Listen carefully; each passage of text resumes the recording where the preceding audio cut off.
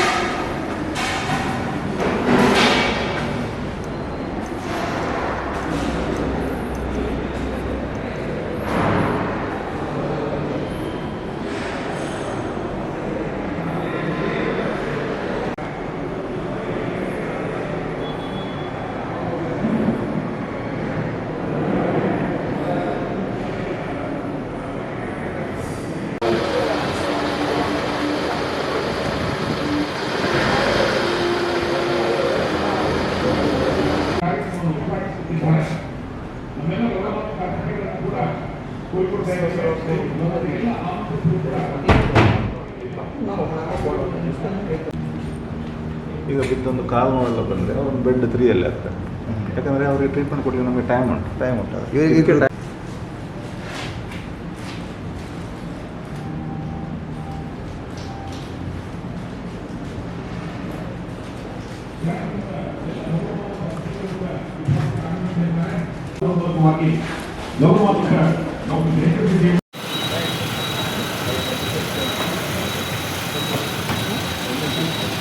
ಕೂಡ ಕಾಪಾಡುವಂತ ಯೋಜನೆಗೆ ಮೊದಲವಾಗಿ ಸರ್ಕಾರ ಸಜ್ಜಾಗ್ತಾ ಇದೆ.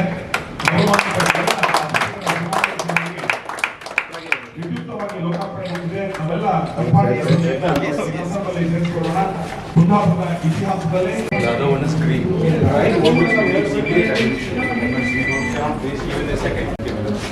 after the third priority is like it can wait. There's no time to explain. So I'll show you how prepared in priority 1 we are. One of the most advanced machines. If you see the monitors over here, some of the advanced monitors, even the carbon dioxide, normally not this one, what to say, the monitors monitor only the oxygen levels. Here even the carbon dioxide levels also monitors. That's how it's very, very advanced machine. Even inside the BP can monitor inside the blood vessels, that kind of. And we had the defibrillator, the heart rate goes down with 30 inches. It's called the pacing. You put the pacing machine, it increases the heart rate. And it's not only working, even the ambulance, so transport also it can be used. That advanced machines is out. And we have that's prepared. Right from trauma, heart attack, stroke, everything can be managed here. And in the good in our thought of time. The next, you see depending on that. So the time is saved completely. Most, even though the machine looks small, it's actually very, very advanced. It's a very compact machine. It gives many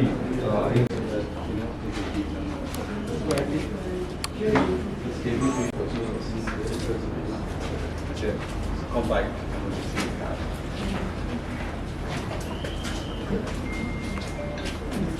Okay.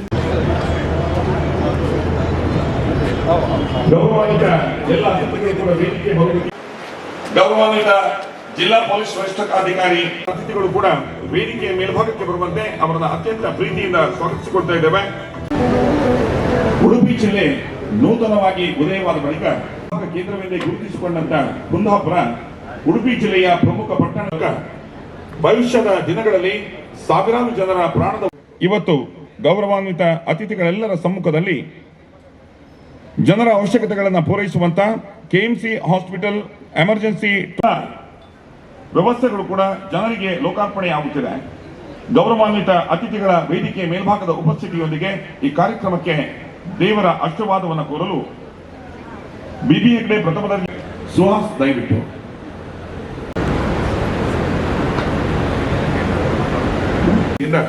ಪ್ರಾಧ್ಯಾಪಕ ಹುದ್ದೆಯನ್ನ ಆರಿಸಿಕೊಂಡು ತಾನೇನಾದರೂ ಮಾಡಬೇಕು ಎನ್ನುವುದ ತುಡಿತ ರಂಜನ್ ಅವರನ್ನ ಮತ್ತೆ ಕುಂದಾಪುರಕ್ಕೆ ಚಿಕಿತ್ಸೆಗಾಗಿ ನಾಡಿನಲ್ಲೆಲ್ಲ ತನ್ನ ಚಿಕಿತ್ಸಾ ಪದ್ಧತಿಯಿಂದ ಸರಳತೆಯಿಂದ ಮನೆ ಮಾತಾದವರು ಬರೀ ಪರೋಕ್ಷವಾಗಿ ಮಾಡ್ತಿದ್ರಿ, ಇನ್ನು ಪ್ರತ್ಯಕ್ಷವಾಗಿ saves the patient save the golden hour ಅಂತ ಒಂದು ವೇದ ವಾಕ್ಯದೊಂದಿಗೆ ಇಂದಿನ ಈ ಕಾರ್ಯಕ್ರಮವನ್ನು ನಡೆಸಲಿಕ್ಕೆ ಇಚ್ಛಿಸ್ಪಡ್ತಾ ಇದ್ದೇವೆ. ಇವತ್ತು ನಾವು ಸ್ಟಾರ್ಟ್ ಮಾಡ್ತಾ ಇರುವಂತಹ KMC hospital emergency and trauma care ನಮ್ಮ ಸಾಯಿ ಆಸ್ಪತ್ರೆ ಒಟ್ಟಿಗೆ ಸೇರಿಕೊಂಡು ನಮ್ಮ ಒಂದು ಒಪ್ಪಂದವನ್ನು ಮಾಡಿಕೊಂಡಿದ್ದೇವೆ. ಆ ಒಪ್ಪಂದದ ಪ್ರಕಾರ ದಿನದ 24 ಗಂಟೆಯೂ ಸಹ ಅವರ ಕೆಎಂಸಿ ಸ್ಟಾಫ್ ಇಲ್ಲಿ ನಮಗೆ ಸೇವೆ ನೀಡಿದ್ದಾರೆ. ಅದರ ಬಗ್ಗೆ ಹೆಚ್ಚಿನ ಮಾಹಿತಿಯನ್ನು ಈಗಾಗಲೇ ನಮ್ಮ ತಂಡ ಕೊಡಲಿಕ್ಕಿದೆ. ಇವತ್ತಿನ ಕಾರ್ಯಕ್ರಮದ ಉದ್ಘಾಟನೆ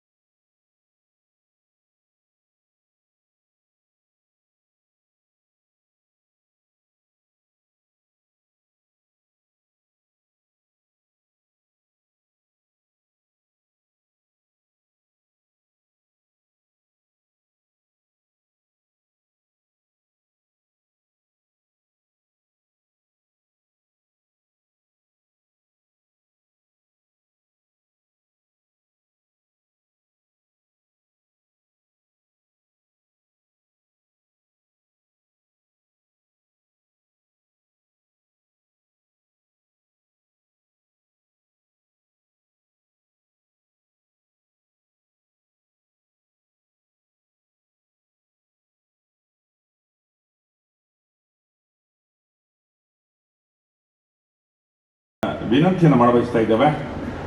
ಅತ್ಯಂತ ಸಲ್ಲಿಸುವ ಮೂಲಕವಾಗಿ ಆಗಲಿದ್ದ ಹಿರಿಯ ಚೇತನಕ್ಕೆ ನಮ್ಮೆಲ್ಲ ಗೌರವದ ನಮನಗಳನ್ನು ಕೂಡ ಸಲ್ಲಿಸಿಕೊಡ್ತಾ ಇದ್ದೇವೆ.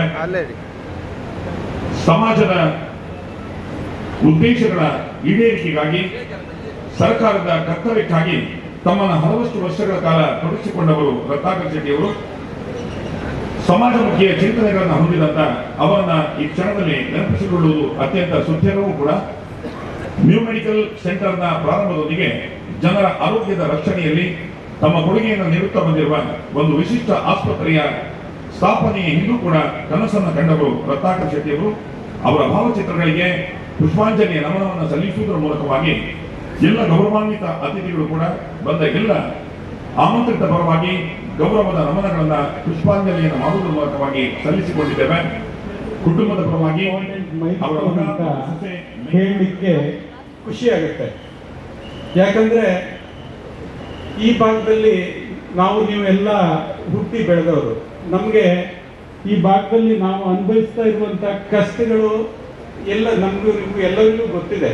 ನಾನು ಯಾಕೆ ಹೇಳ್ತಾ ಇದ್ದೀನಿ ಅಂದ್ರೆ, ಲಾಸ್ಟ್ ವೀಕ್ ನಾನು ಊರಿಗೆ ಬರ್ಬೇಕಿದ್ರೆ ನನ್ನ ಫ್ರೆಂಡ್ ಒಬ್ರು ಕ್ಯಾಪ್ಟನ್ ಸೂರ್ಯ ಪಡ್ವಾಳ್ ಅಂತ ಡಾಕ್ಟ್ರು ಆರ್ಮಿಯಲ್ಲಿದ್ರು.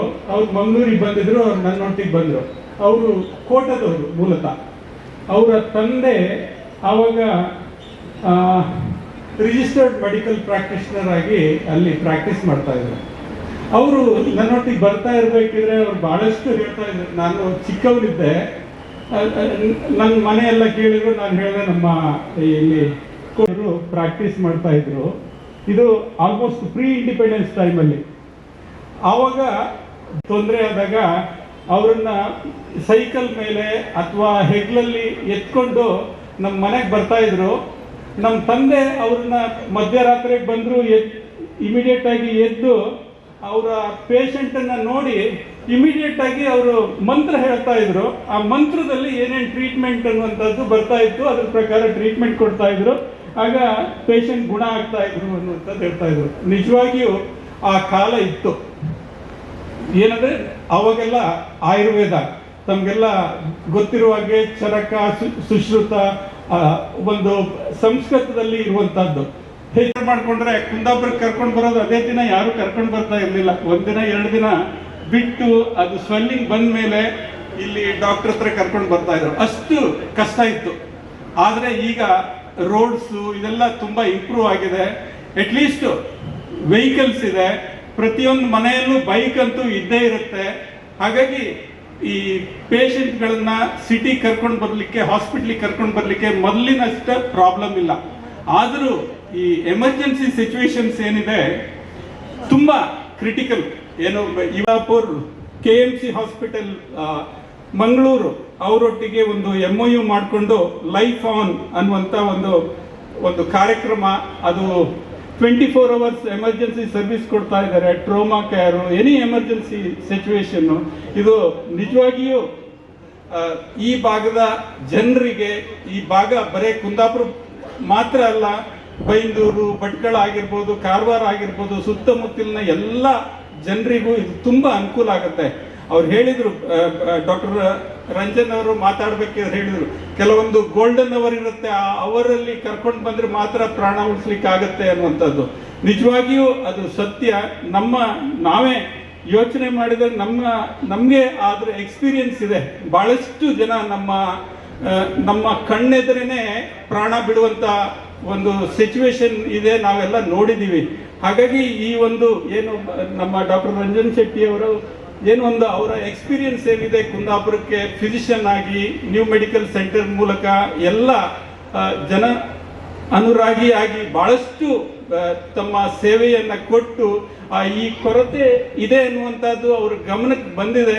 ಆ ಒಂದು ಏನು ಇಂಪಾರ್ಟೆಂಟ್ ಆಗಿದೆ, ಆ ಕೊರತೆಯನ್ನ ಈ ಒಂದು ಸಂಸ್ಥೆಯ ಮೂಲಕ, ಒಡಂಬಡಿಕೆಯ ಮೂಲಕ 24 hours ಎಮರ್ಜೆನ್ಸಿ ಸರ್ವಿಸ್ ಕೊಡುವ ಮೂಲಕ ಅದನ್ನ ಹುಸಿ ಮಾಡಿದ್ದಾರೆ ಅನ್ನಲಿಕ್ಕೆ ನನಗೆ ಹೆಮ್ಮೆ ಆಗ್ತಾ ಇದೆ.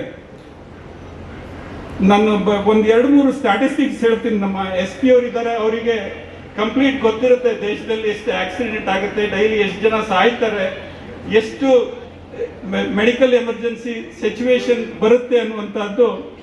ನಾವು 2023 ಗವರ್ಮೆಂಟ್ ಆಫ್ ಇಂಡಿಯಾದು ಸ್ಟ್ಯಾಟಿಸ್ಟಿಕ್ಸ್ ತಗೊಂಡ್ರೆ ಎವ್ರಿ ಡೇ 1317 ಆಕ್ಸಿಡೆಂಟ್ ಆಗುತ್ತೆ ಎವರೇಜ್.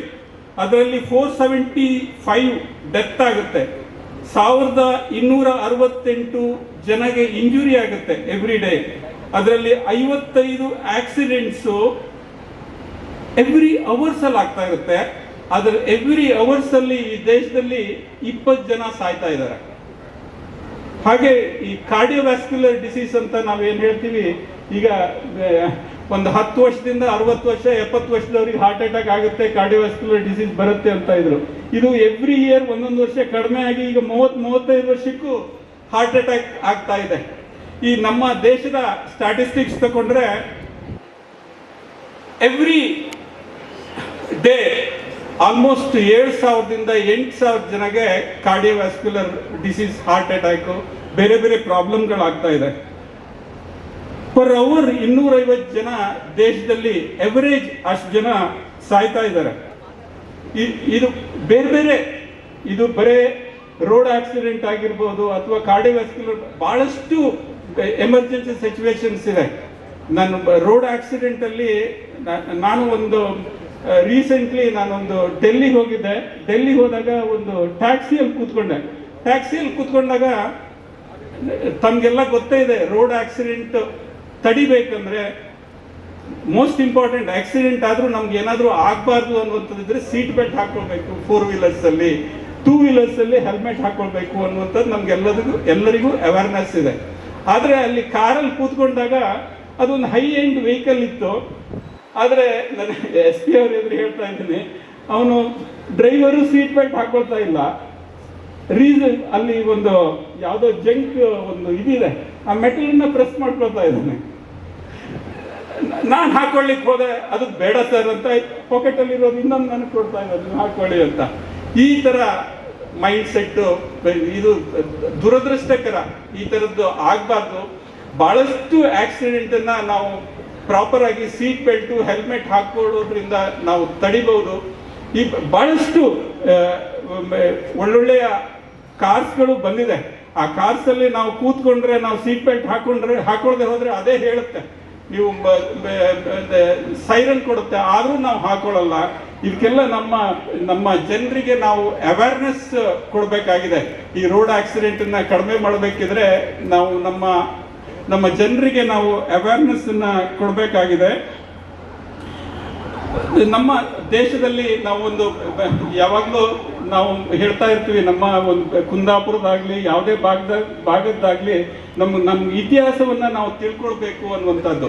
ಮೊದಲು ಯಾವ ಸ್ಥಿತಿಯಲ್ಲಿತ್ತು, ಈಗ ಯಾವ ಸ್ಥಿತಿಗೆ ಬಂದಿದ್ದೇವೆ, ಮುಂದೆ ನಾವು ಹೇಗೆ ಮುಂದೆ ಹೋಗಬೇಕು, ಮುಂದಿನ ಸ್ಥಿತಿಗತಿ ಬಗ್ಗೆ ನಾವು ಯೋಚನೆ ಮಾಡ್ತಾ ಇದ್ದೀವಿ. ನಮಗೆ ಪ್ರೀ ಇಂಡಿಪೆಂಡೆಂಟ್ ಆದರೆ ಅದರಲ್ಲಿ 125 ಮಕ್ಕಳು ಚಿಕ್ಕ ಮಗು ಸಾಯ್ತಾ ಇದ್ರು, ಅದು ಈಗ 28ಕ್ಕೆ ಬಂದಿದೆ. ಹಾಗಾಗಿ ಆರೋಗ್ಯ ಕ್ಷೇತ್ರದಲ್ಲಿ ಭಾಳಷ್ಟು ಬದಲಾವಣೆ ಆಗಿದೆ. KMC ಹಾಸ್ಪಿಟಲ್ ಒಟ್ಟಿಗೆ ರಾಜ್ಯಕ್ಕೆ ಎಷ್ಟು ಅವರು ಕೊಡುಗೆ ಕೊಟ್ಟಿದ್ದಾರೆ ಅಂದರೆ, first medical college in the state of Karnataka, Mysuru medical college, ಅದು 1923ರಲ್ಲಿ ನಾಲ್ವಡಿ ಕೃಷ್ಣರಾಜ ಒಡೆಯವರು ಸ್ಥಾಪನೆ ಮಾಡಿರುವಂಥದ್ದು. ನಿಮಗೆ paper mill, Bhadravati paper mill ಆಗಿರ್ಬೋದು, ಐರನ್ ಫ್ಯಾಕ್ಟ್ರಿ ಆಗಿರ್ಬೋದು, ಅಗ್ರಿಕಲ್ಚರ್ ಯೂನಿವರ್ಸಿಟಿ ಆಗಿರ್ಬೋದು, ವಿಶ್ವೇಶ್ವರಯ್ಯ ಟೆಕ್ನಿಕಲ್ ಇಂಜಿನಿಯರಿಂಗ್ ಕಾಲೇಜ್ ಆಗಿರ್ಬೋದು, ಫಸ್ಟು ಈ ದೇಶದಲ್ಲೇ ರಿಸರ್ವೇಷನ್ ಅಂತ ತಂದದ್ದು ನಾಲ್ವಡಿ ಕೃಷ್ಣರಾಜ ಒಡೆಯಂಥವ್ರು. ಅಂಥ ಅದ್ಭುತ ವ್ಯಕ್ತಿತ್ವ. ಅವರನ್ನ ಎಲ್ಲ ಭಾಗದಲ್ಲೂ ಪೂಜೆ ಮಾಡ್ತಾ ಇದ್ದಾರೆ. ಅದೇ ಥರ TMA ಪೈ ಅವರು ಕರ್ನಾಟಕಕ್ಕೆ, ದೇಶಕ್ಕೆ ಫಸ್ಟ್ ಪ್ರೈವೇಟ್ ಮೆಡಿಕಲ್ ಕಾಲೇಜನ್ನು ತಂದವರು, ಮಾಡಿದವರು. ಅವರೊಬ್ಬರು ಫಿಸಿಷಿಯನ್ ಆಗಿ ಅವರು ಸ್ಟ್ಯಾನ್ಲಿ ಮೆಡಿಕಲ್ ಕಾಲೇಜ್ ಮೈಸೂರು, ಆವಾಗ ಇಡೀ ಎಂಟೈರ್ ಕಂಟ್ರಿಯಲ್ಲಿ ಒಂದೇ ಮೆಡಿಕಲ್ ಕಾಲೇಜ್ ಇತ್ತು, ಸ್ಟ್ಯಾನ್ಲಿ ಮೆಡಿಕಲ್ ಕಾಲೇಜ್. ನಂತರ ಮುಂಬೈ ಹಾಗೂ ಕಲ್ಕಟ್ಟ ಬೇರೆ ಬೇರೆ ಕಡೆ ಮೆಡಿಕಲ್ ಕಾಲೇಜ್ ಬಂತು. ಆ ಮೆಡಿಕಲ್ ಕಾಲೇಜಲ್ಲಿ ಓದಿ ಫಿಸಿಷಿಯನ್ ಆಗಿದ್ದವರು ಅಂತ ಒಂದು ಮೆಡಿಕಲ್ ಕಾಲೇಜನ್ನು ಪ್ರೈವೇಟ್ ಸಹಭಾಗಿತ್ವದಲ್ಲಿ ಮಾಡಿರುವಂಥ ಹೆಮ್ಮೆ, ಅದು ಎಷ್ಟು ದೊಡ್ಡದಾಗಿ ಬೆಳೆದಿದೆ ಅಂತ ಹೇಳಿದ್ರೆ, ಅವರೇನು ನಿಮಗೆ ಪ್ರಪಂಚದಲ್ಲಿ ಏನು ಅಲ್ಟಿಮೇಟ್ ಬೆಸ್ಟ್ ಟ್ರೀಟ್ಮೆಂಟ್ ನಿಮ್ಮ ಪ್ರಪಂಚದಲ್ಲಿ ಯಾವ ಹಾಸ್ಪಿಟಲಲ್ಲಿ ಸಿಗುತ್ತೋ ಅದೇ ಟ್ರೀಟ್ಮೆಂಟು, ಅದೇ ಪ್ರೋಟೋಕಾಲು ನಮ್ಮ ಮಣಿಪಾಲ್ KMCಯಲ್ಲಿ ಸಿಗುತ್ತೆ ಅನ್ನಲಿಕ್ಕೆ ನಾನು ಹೆಮ್ಮೆ ಪಡ್ತೀನಿ. ಯಾಕಂದರೆ ಅಷ್ಟು ದೊಡ್ಡ ಅದ್ಭುತವಾದ ಅವರ ಸೇವೆ, ಎಜುಕೇಷನ್ ಆಗಿರ್ಬೋದು, ಹೆಲ್ತ್ ಕೇರ್ ಆಗಿರ್ಬೋದು, ಬ್ಯಾಂಕಿಂಗ್ ಆಗಿರ್ಬೋದು, ಎಲ್ಲ ಸೆಕ್ಟ್ರಲ್ಲೂ ಭಾಳಷ್ಟು ಈ ಭಾಗದ ಪ್ರಗತಿಗೆ ಅವರ ಕೊಡುಗೆ ತುಂಬ ಅತ್ಯಂತವಾಗಿದೆ. ಅಂಥ ಒಂದು ಉತ್ಕೃಷ್ಟವಾದ ಸಂಸ್ಥೆ ಒಟ್ಟಿಗೆ ಒಡಂಬಡಿಕೆ ಮಾಡಿಕೊಂಡು ಈ ಒಂದು ಹಾಸ್ಪಿಟ್ಲಲ್ಲಿ ಎಮರ್ಜೆನ್ಸಿ ಸರ್ವಿಸ್ ಕೊಡ್ತಾ ಇದ್ದಾರೆ. ಇದು ಈ ಭಾಗದ ಜನರಿಗೆ ನಿಜವಾಗಿಯೂ ತುಂಬ ಒಳ್ಳೆಯದಾಗುತ್ತೆ. ಏನೇ ಎಮರ್ಜೆನ್ಸಿ ಬಂದರೂ ಅವರಿಗೆ ಹ್ಯಾಂಡಲ್ ಮಾಡುವಂಥ ಒಂದು ಕೆಪಾಸಿಟಿ ಇದೆ. ಈ ಭಾಗದ ಎಲ್ಲ ವೈದ್ಯರಿಗೂ, ಎಲ್ಲ ಹಾಸ್ಪಿಟ್ಲು ಎಲ್ಲರಿಗೂ ಇದು ಅನುಕೂಲ ಆಗುತ್ತೆ. ಯಾಕಂದರೆ ನಾವು ರಾತ್ರಿ ಹೊತ್ತು ಹೆಚ್ಚಿನ ಹಾಸ್ಪಿಟ್ಲಲ್ಲಿ ಯಾರು ಡಾಕ್ಟರ್ಸ್ ಇರಲ್ಲ, ಡ್ಯೂಟಿ ಡಾಕ್ಟರ್ಸ್ ಇರ್ತಾರೆ. ತುಂಬ ಕೆಲವೊಂದು ಕ್ರಿಟಿಕಲ್ ಕೇಸಸ್ ಬಂದರೆ ಹ್ಯಾಂಡಲ್ ಮಾಡ್ಕೊಳ್ಳಿಕ್ಕಾಗಲ್ಲ. ಹಾಗಾಗಿ ಇಂಥ ಒಂದು ಇದು ವಿಶೇಷವಾದ ಒಂದು ಇದರಿಂದ ತುಂಬ ಜನರಿಗೆ ಅನುಕೂಲವಾಗುತ್ತೆ ಅನ್ನಲಿಕ್ಕೆ ನಾನು ಇಷ್ಟಪಡ್ತೀನಿ. ತಮಗೆಲ್ಲ ಗೊತ್ತೇ ಇದೆ, ನಾವು ಎಲ್ಲ ದೇಶದ ಒಂದು ಇತಿಹಾಸವನ್ನು ಅಥವಾ ಒಂದು ಅವರ ಹೆಲ್ತ್ ಸಿಸ್ಟಮನ್ನು ನಾವು ಎಲ್ಲ ಯೋಚನೆ ಮಾಡ್ತಾ ಹೋದರೆ, ಎಲ್ಲ ದೇಶದಲ್ಲೂ ಅವರವ್ರದ್ದೇ ಹೆಲ್ತ್ ಸಿಸ್ಟಮ್ ಇತ್ತು. ನಮ್ಮ ದೇಶದಲ್ಲೂ ಹಾಗೆ. ನಮ್ಮ ದೇಶದಲ್ಲಿ ನಮ್ಮ ಏನು ancient traditional system of medicine, ಏನು ಆಯುರ್ವೇದ ಅಂತ ಹೇಳ್ತಾ ಇದ್ದೀವಲ್ಲ, ನಮ್ಮ ದೇಶದಲ್ಲಿ ಅದ್ಭುತವಾಗಿತ್ತು. ಬೇರೆ ಬೇರೆ ಕಾರಣದಿಂದ ಅದೆಲ್ಲ ಭಾಳಷ್ಟು ಡಾಕ್ಯುಮೆಂಟೇ ಡಿಸ್ಟ್ರಾಯ್ ಆಗಿದೆ. ಚರಕ, ಸುಶ್ರುತ ಅವರೆಲ್ಲ ಈ ದೇಶಕ್ಕೆ, ಈ ಪ್ರಪಂಚಕ್ಕೆ ಭಾಳಷ್ಟು, ಈವನ್ ಸರ್ಜರಿಯನ್ನು ಫಸ್ಟ್ ಇಂಟ್ರೊಡ್ಯೂಸ್ ಮಾಡಿದವರೇ ಸುಶ್ರುತ್ ಅಂತ ಡಾಕ್ಯುಮೆಂಟ್ ಹೇಳುತ್ತೆ. ಅದೆಲ್ಲ ನಮಗೆ ಅದೆಲ್ಲ ತುಂಬ ಇತಿಹಾಸ ಇದೆ. ಬೇರೆ ಬೇರೆ ದೇಶದಲ್ಲೂ ಅದೇ ಥರ ಅವರವರ ಸಿಸ್ಟಮ್ಗಳು ಇದೆ. ತಮಗೆಲ್ಲ ಗೊತ್ತೇ ಇದೆ, ಈ ಟ್ರೈಬಲ್ ಏರಿಯಾ ಅನ್ನುವಂಥದ್ದು ಬರೀ ನಮ್ಮ ದೇಶದಲ್ಲೇ ಅಲ್ಲ, ಅಮೇರಿಕದಲ್ಲೂ ಇದೆ. ಅಮೆಜಾನ್ ಅಂತ ಒಂದು ಫಾರೆಸ್ಟ್ ಹತ್ರ ಒಂದು ಟ್ರೈಬಲ್ ಏರಿಯಾ ಇದೆ. ಆ ಟ್ರೈಬಲಲ್ಲಿ ಭಾಳಷ್ಟು ಟ್ರೈಬಲ್ಸು ವಾಸ ಮಾಡ್ತಾರೆ. ನೀವು ಅದನ್ನು ಸ್ಟಡಿ ಮಾಡಿದವರು ಏನು ಹೇಳ್ತಾ ಇದ್ದಾರೆ ಅಂದರೆ ಅಲ್ಲಿ ಆ ಟ್ರೈಬಲ್ ಏರಿಯಾದಲ್ಲಿ average life expectancy more than 100 years ಇದೆ. ಇವತ್ತಲ್ಲ, ಅದು ಲಾಂಗ್ ಬ್ಯಾಕ್, ಇವತ್ತು ಇನ್ನೂ ಹೆಚ್ಚಾಗಿರ್ಬೋದು. ಯಾಕೆ ಅನ್ನುವಂಥದ್ದು ಅದು ಸ್ಟಡಿ ಮಾಡಿದಾಗ ಅಲ್ಲಿ ಅವರದ್ದೇ ಆದಂಥ ಒಂದು ಟ್ರೆಡಿಷ್ನಲ್ ಸಿಸ್ಟಮ್ ಇರುತ್ತೆ. ಅವರು ಬೇಟೆಯಾಡಿ ಅದನ್ನು ಬೇಯಿಸ್ಕೊಂಡು ಅದನ್ನು ತಿಂತಾರೆ, ಎಲ್ಲರೂ ಹಂಚ್ಕೊಂಡು ತಿಂತಾರೆ. ಬೇರೆ ಯಾವುದೇ ಥರದ ಪ್ರಾಬ್ಲಮ್ ಇಲ್ಲ. ಯಾಕಂದರೆ ಅಲ್ಲಿ ಅವರು ನೀಡ್ ಬೇಸ್ಡು, ಅವ್ರಿಗೆ ಅಗತ್ಯತೆ ಇರುವಷ್ಟು ಎಲ್ಲರೂ ಹಂಚ್ಕೊಂಡು ತಿಂದು ಸುಖವಾಗಿರ್ತಾರೆ. ಆದರೆ ಇಲ್ಲಿ ಗ್ರೀಡಿ ಹೆಚ್ಚಾಗಿ ಬೇರೆ ಬೇರೆ ಕಾಯಿಲೆಗಳು, ಚಿಕ್ಕ ವಯಸ್ಸಲ್ಲೇ ಡಯಾಬಿಟಿಸ್ ಬರ್ತಾ ಇರುವಂಥದ್ದು, ಹೈಪರ್ ಟೆನ್ಷನ್ ಬರುವಂಥದ್ದು, ಇದೆಲ್ಲ ನಮ್ಮ ಏನು ಲೈಫ್ ಸ್ಟೈಲ್ ವೇರಿಯೇಷನಿಂದ ಬರ್ತಾ ಇರುವಂಥದ್ದು. ಇದನ್ನು ಇನ್ನಾದರೂ ನಾವು ಸೈಂಟಿಫಿಕಲಿ ಇಷ್ಟಾದರೂ ಅಡ್ವಾನ್ಸ್ ಆಗಿ ಇದೆಲ್ಲ ನಮಗೆ ಗೊತ್ತಾದ ಮೇಲಾದರೂ ನಾವು ಅದನ್ನೆಲ್ಲ ಕಡಿಮೆ ಮಾಡ್ಕೊಳ್ಬೇಕು ಅನ್ನುವಂಥದ್ದು ನನ್ನ ಇಚ್ಛೆ. Congratulate to the whole team for taking up this initiative. I would specialty by name emergency medicine. Emergency medicine ಅಂತ ಒಂದು ಸ್ಪೆಷಾಲಿಟಿ ಉಂಟು, ಗೊತ್ತಿದೆ ಇಲ್ಲಯಾ? No? Okay. You have learned about orthopedics, bone doctor, eye doctor, dermatologist, general physicians. There is a specialty in India by name emergency medicine. That is what my specialty is. Right? What is my work? Handling only emergencies. Now when you say emergencies, let it be heart attack, let it be a stroke, let it be an accident, let it be assault, let it be fall from height, let it be poisoning, snake bite. I am specialized in handling all these emergencies. That is my specialty. 2009, this Medical Council of India recognized this course called MD Emergency Medicine.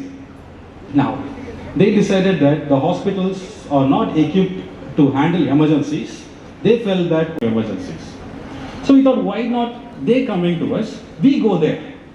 So we went there to Puttur, and it made lots of difference. Lots of difference. You know, we could save lots of lives. Patient coming over, let me snake bite, fall from height. We could do something there and then transport to the higher centers where we can stabilize them. Then that became a model. Then people started approaching us, please come to us and please help us also in our area. We have emergencies, this is what happens. That's how we went to Kakinjia. All of you are very sure about Kakinjia area. It's a most difficult terrain where accessibility by itself is very tough. We are there to handle the emergencies over there. And then we are there in Beltangadi, and thanks to Sir, Ranjan Sir, he also asked us to come and start a center here. Now putting it all together, how we go about with the center, what we do in the emergencies. Our doctors and paramedics are 24/7 posted here.